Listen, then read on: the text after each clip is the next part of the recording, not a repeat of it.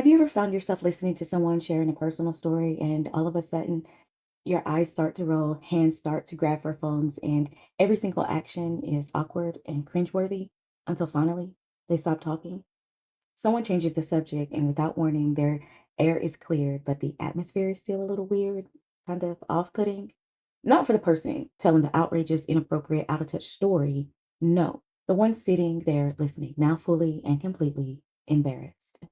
Welcome back to the Global Village. I'm your host, Alexis Essman. In today's episode, we will discuss secondhand embarrassment, also called vicarious embarrassment or empathetic embarrassment. We will discuss the unique emotional response, considering the fact that a person could find themselves feeling overcome with embarrassment simply because of vicinity and not connection. The discomfort is not just about the moment itself, it's more about what the moment represents. Secondhand embarrassment is an empathetic reflex mixed with social learning. It tells us a lot about how we tune into others' behaviors and how our cultural context is examined within these behaviors. Secondhand embarrassment is closely tied to empathy, mirror neurons, and social norms. So let's dive right in and break it down. Empathy is more specifically called affective empathy in the state of mind of emotionally feeling someone else's pain or suffering or happiness, right? For instance, a few years ago, I was in a coffee shop and I overheard a man telling a story beside me. He was kind of whispering to himself, speaking under his breath, saying things like, I don't even know what I'm going to do. I can't believe this happened. He was not talking to me at all. And still, I felt like if I didn't say something, then I would have been ignoring him somehow. I just kind of scooted myself over to his table. One side of the eating area was a bench, and the other side were tiny chairs. And so he was sitting in a chair, I was sitting on the bench area. And so I just kind of scooted down a little bit. I didn't look up in his eyes or try to actually make him look at me or anything like that. I just kind of kept staring at my coffee and I very quietly said, I have always heard that there is comfort in talking to strangers. So I'll walk out as soon as I finish my coffee. And if in the meantime you want to just kind of let me know whatever's going on, I'm here and I'm listening. And almost immediately, he burst out laughing, tears in his eyes, kind of laughing. And he says, I was just hoping you weren't crazy.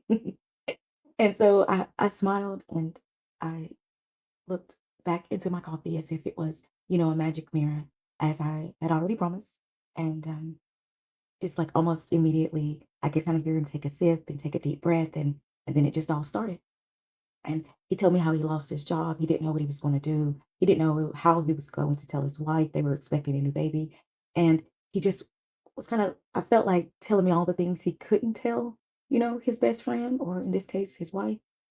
So I just let him finish talking. And when there was enough space between his words, I let him know the first thing that popped in my mind, which was the information about the career fairs that I had heard about and a few Fortune 500 companies that I knew were hiring. I told him about these things. And just as I stood up, like I'm just about to walk out the door, I tell him that I think, everything is going to be all right. I just have that feeling. And I just leave. And every time I think about him, I've never seen him again, and I didn't know who he was, obviously, when I sat down. I'd like to think that right now he's running one of those Fortune 500 companies simply because someone stopped, recognized, and allowed him to express himself, express his fears, express the things that he didn't think anyone else could feel or understand or know.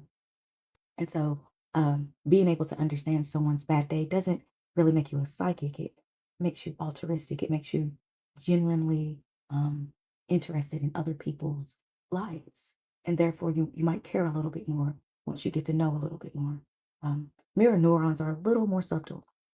Mirror neurons are not just for coping. Like we discussed in the episode, Why is Laughter a Contagious Medicine? Mirror neurons are also used for tuning into those in our vicinity, especially if we know them personally.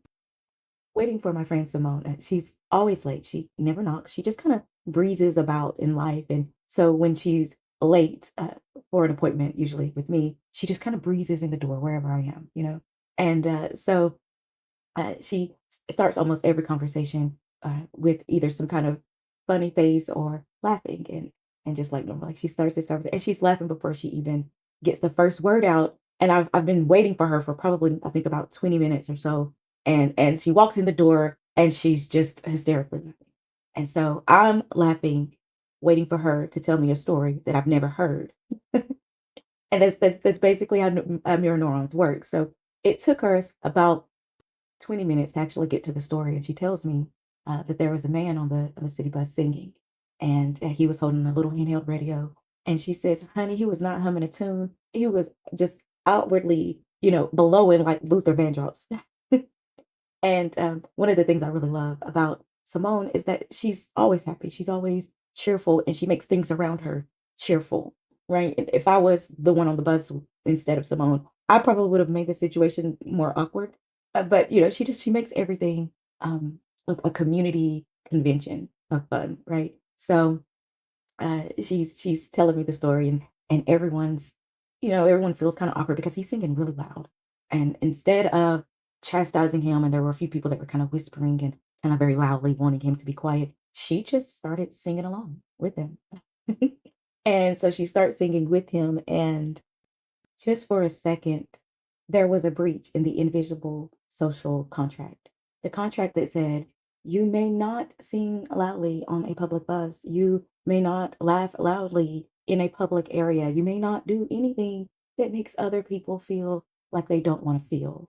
Right. And so I really like the fact that the mirror neurons we pick up from people like Simone are positive and energetic instead of the negative um, feelings that we get from those that really don't understand that we all learn from each other and we can all complement each other's lives if we just would take a moment and give each other a chance. Secondhand embarrassment and its associates, empathy, mirror neurons, social norms, are not based on laws or even stiff rules. They are just little unspoken, friendly facial expressions and tidbits, tiny tidbits of knowledge that move together without bumping into each other, assisting us through our lives. So the next time you start feeling embarrassment, vicariously or not, remember your brain is just trying to keep the rhythm we all share. And embarrassment, secondhand or otherwise, is a challenge in the dance of belonging. What matters the most is that you keep the rhythm, not that you never miss a step. This episode was written and directed by me, Alexis Essiman. I am your host, and we are the Global Village.